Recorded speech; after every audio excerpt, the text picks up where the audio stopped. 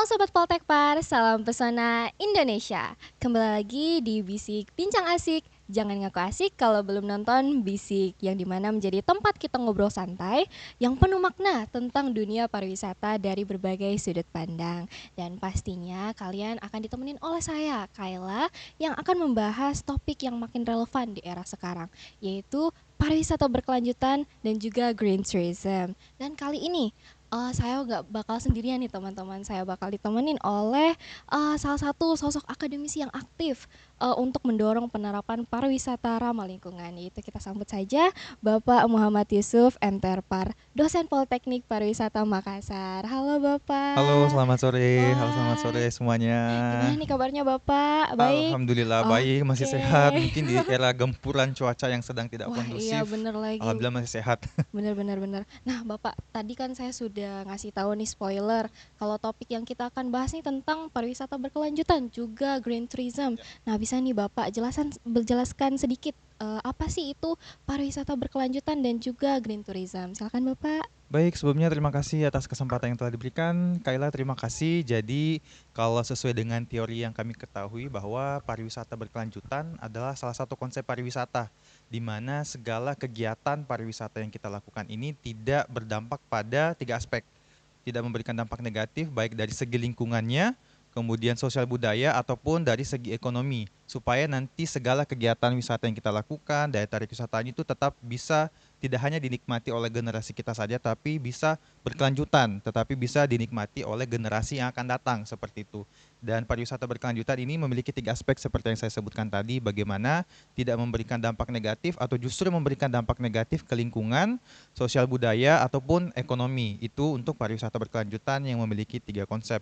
Sedangkan untuk green tourism itu adalah salah satu konsep pariwisata di mana kegiatan pariwisata yang kita lakukan ini tidak memberikan dampak negatif ke lingkungannya, ke sisi lingkungannya sendiri. Jadi justru kegiatan pariwisata yang kita lakukan itu memberikan dampak ke lingkungan, seperti misalnya melakukan konservasi atau mungkin memberikan edukasi tentang pentingnya untuk menjaga lingkungan. Itu sih kurang lebih seperti itu. Oh, baik Bapak. Berarti wisata berkelanjutan ataupun green tourism sendiri itu bukan cuma soal hijau-hijauan ya, greenan gitu, Betul, tapi betul. juga cara kita memperlakukan alam dan juga manusia di sekitarnya Betul, ya. betul. Oke. Nah, kalau misalnya di lapangan sendiri, Mhm. di lapangan secara langsung gitu, tantangan terbesar dalam menerapkan konsep ini, konsep green tourism ataupun pariwisata berkelanjutan tuh seperti apa sih Bapak? Bisa? Oke, terima kasih untuk pertanyaannya. Jadi, ini menjadi salah satu kendala yang sekiranya penerapan pariwisata berkelanjutan dengan green tourism ini diterapkan. Yang paling pertama adalah mengenai kesadaran, kesadaran oleh masyarakat sekitar, kesadaran wisatawan ataupun kesadaran kita sendiri yang berkunjung ke tempat wisata atau daya tarik wisata. Karena kesadaran akan pentingnya untuk menjaga lingkungan, kesadaran pentingnya untuk menjaga sumber daya alam yang kita miliki itu sangat kurang sekali. Seperti misalnya bagi masyarakat-masyarakat yang ada di sekitaran daya tarik wisata atau destinasi wisata, mereka terkadang kurang aware atau kurang melek tentang dunia Benar benar pariwisata. benar. Sehingga kegiatan-kegiatan yang sekiranya berdampak negatif kepada alam, khususnya dari kegiatan pariwisata ini itu tidak diindahkan, namun tetap saja dilakukan seperti itu. Karena untuk bisa menumbuhkan kesadaran wisatawan, kesadaran masyarakat lokal tentang pentingnya kegiatan pariwisata dalam hal ini untuk menjaga lingkungan itu memang perlu dilakukan tindakan pendampingan secara berkelanjutan, tidak hanya dilakukan sekali tapi tetap berkelanjutan. Karena untuk menimbulkan atau untuk menanamkan green mindset kalau misalnya kami boleh bilang kepada wisatawan-wisatawan atau mungkin masyarakat itu tidak bisa dilaksanakan sekali atau dua kali, tapi perlu dilaksanakan secara berkelanjutan seperti itu. Dan itu yang menjadi kendala utama sebenarnya. Karena kalau misalnya wisatawan, masyarakat juga sudah aware, sudah melek dengan apa itu green tourism, apa itu pariwisata berkelanjutan, bagaimana kita bisa melindungi lingkungan, bagaimana kita bisa menjaga sumber daya alam, kegiatan pariwisata ini yang nantinya dapat memberikan dampak positif kepada masyarakat lokal, memberikan dampak positif seperti misalnya melakukan konservasi itu akan dapat dilaksanakan dengan mudah kalau misalnya kita sudah memiliki yang namanya sadar wisata seperti itu. Jadi intinya sih tentang kesadaran aja seperti itu.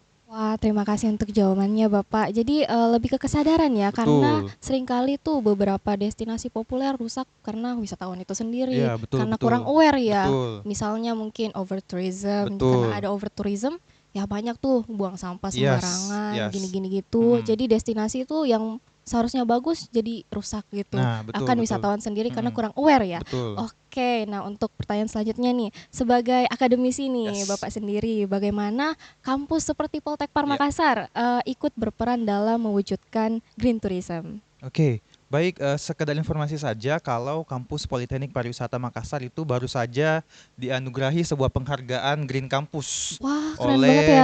oleh UI Green Metric di mana Kampus Politeknik Pariwisata Makassar sudah berkomitmen untuk bisa menjadi kampus hijau seperti itu, di mana segala aktivitas-aktivitas yang kita lakukan itu tidak berdampak negatif kepada lingkungan, seperti misalnya bagaimana Kampus Politeknik Pariwisata Makassar itu dapat mengelola air dengan baik, dengan bijak, kemudian bagaimana kegiatan di Kampus Politeknik Pariwisata Makassar itu tidak banyak menghabiskan kertas seperti itu. Kemudian bagaimana kegiatan-kegiatan field trip mahasiswa, kan kalau misalnya mahasiswa Benar-benar. pergi field trip misalnya ke Baru atau mungkin ke destinasi yang lain itu kan akan menggunakan yang namanya transportasi, Iya, akan menggunakan betul yang namanya sekali. bus. Iya. Nah, bagaimana Politeknik Pariwisata Makassar itu berkomitmen agar transportasinya yang digunakan ini itu rendah emisi atau rendah karbon yang sekiranya tidak memberikan dampak polusi yang besar di lingkungan. Jadi Politeknik Pariwisata Makassar sudah komitmen akan hal itu.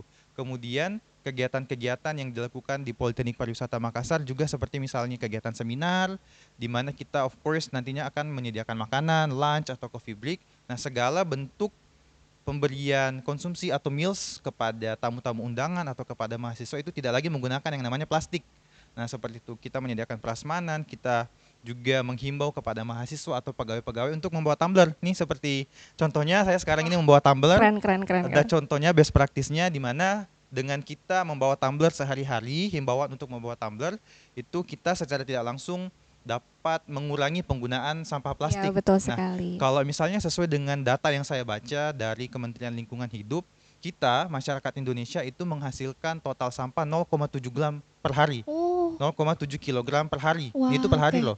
Oke, per Coba hari ya. bayangkan berapa jumlah manusia atau masyarakat Indonesia sekarang ini ada sekitar berapa juta. Nah, itu dalam sehari 0,7 kilogramnya. Bagaimana kalau dikali dengan 365 hari dalam setahun? Nah, itu akan banyak sekali.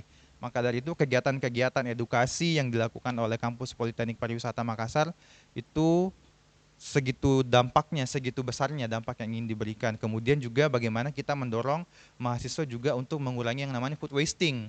Nah, food wasting ini kan memang kita tidak bisa terhindar dari yang namanya menyisakan makanan. Kadang kita kalau misalnya mengambil makanan itu kalap untuk mengambil makanan sebanyak-banyaknya. Nah, bagaimana kita menghimbau mahasiswa, pegawai ketika ada kegiatan di mana makanan disediakan itu mahasiswa atau pegawai mengambil makanan secukupnya. Seperti itu supaya mengurangi food wasting lah seperti itu. Oke, berarti mahasiswa Poltekpar itu sudah diberikan edukasi ya bagaimana menjadi pelaku pariwisata hijau sejak dini.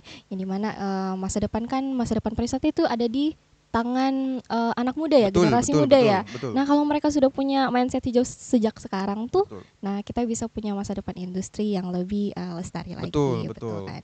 Oke, nah boleh nih Bapak kasih contoh Ya, sedikit penerapan nyata green tourism ataupun pariwisata berkelanjutan yang bisa kita lihat di Indonesia. Mungkin mm-mm. Bapak bisa kasih contoh di Makassar Oke, gitu. oke.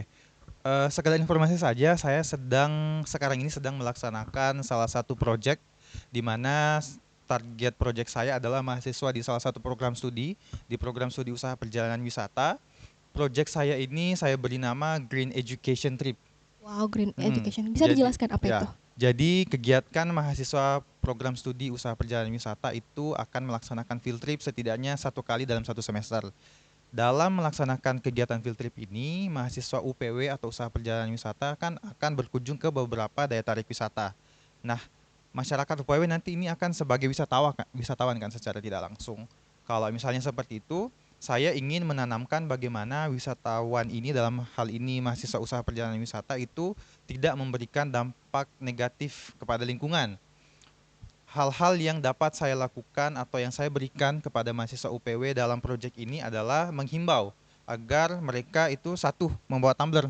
Oke, Nah, membawa tumbler. Oke, membawa oke. tumbler nih karena kan ya tidak menutup kemungkinan namanya kalau misalnya kita sudah berkunjung ke daya tarik wisata, misalnya ke Bantimurung misalnya, atau ke tempat-tempat alam yang terbuka seperti itu kan kita akan merasa panas, merasa gerah.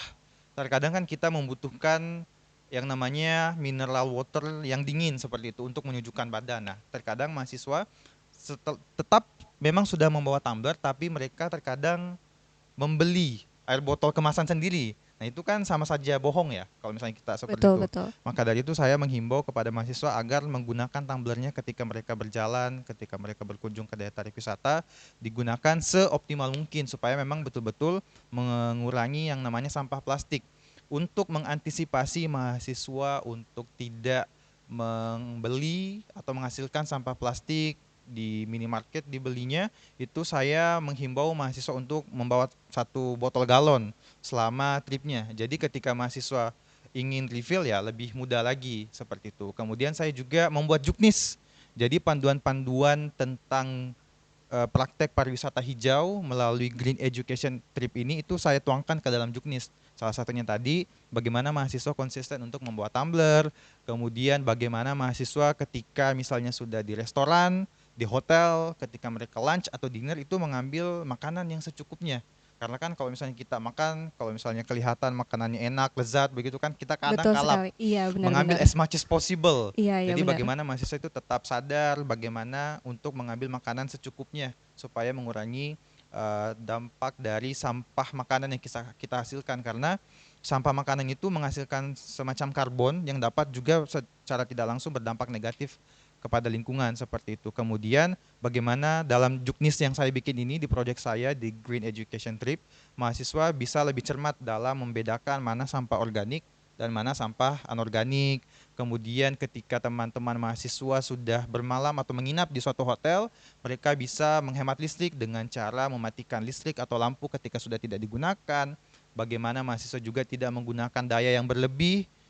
Kemudian bagaimana mahasiswa juga bisa mematikan peralatan listrik ketika sudah tidak digunakan. Jadi praktek-praktek itu mungkin sebenarnya simple atau terlihat mudah untuk dilakukan, tapi butuh yang namanya kesadaran seperti itu. Makanya dengan adanya proyek yang saya lakukan, itu mahasiswa bisa terbiasa dan sadar akan green tourism. Karena kalau bukan dari kita yang memulai, nah siapa lagi yang bisa memulai? Maka dari itu Betul mahasiswa sebagai sekali. generasi muda bisa setidaknya terdorong atau terlibat dalam penerapan pariwisata berkelanjutan dan green tourism. Betul, betul. Wah, sangat bagus ya Ya, proyeknya. Apalagi namanya, Bapak? Green Education Trip. Wow, Green Education Trip. Ya, tinggal bagaimana kita memperluas dan menjaga konsistensinya ya.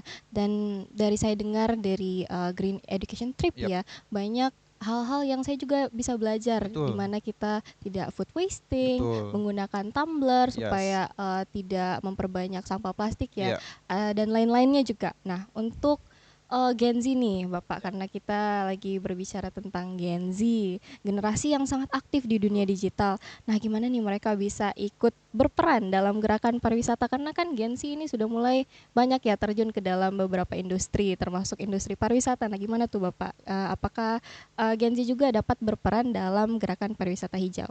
tentu tentu semua generasi Gen Z, Gen milenial, baby boomers pun juga bisa sama-sama terlibat Oke, baik, baik. untuk mendukung yang namanya pariwisata hijau atau green tourism dalam hal ini. Nah, cara yang dapat mereka lakukan adalah seperti hal yang paling mudah, membawa tumbler. Ini yang paling gampang atau yang paling mudah untuk Membawa kita tumbler ya, lakukan. oke. Dengan kita membawa tumbler, kita akan mengurangi kemungkinan untuk membeli air botol atau air minum dalam kemasan plastik. Kita akan mengurangi untuk berbelanja hal-hal yang dapat menghasilkan plastik. Betul Selain membawa sekali. tumbler, para Gen Z atau seluruh masyarakat Indonesia juga bisa membawa atau prepare yang namanya eco bag. Oh, eco bag Nah, ya, karena eco kan bag. juga beberapa supermarket atau minimarket itu juga sudah tidak menyediakan sampah plastik atau Betul, kantong betul, plastik kan. Jadi betul, kalau betul. misalnya kita berbelanja ke minimarket, mereka sudah tidak menyediakan kantong plastik untuk kita bawa ke kos atau mungkin ke rumah. Salah satu yang dapat kita lakukan untuk mendukung hal tersebut dengan membawa eco bag.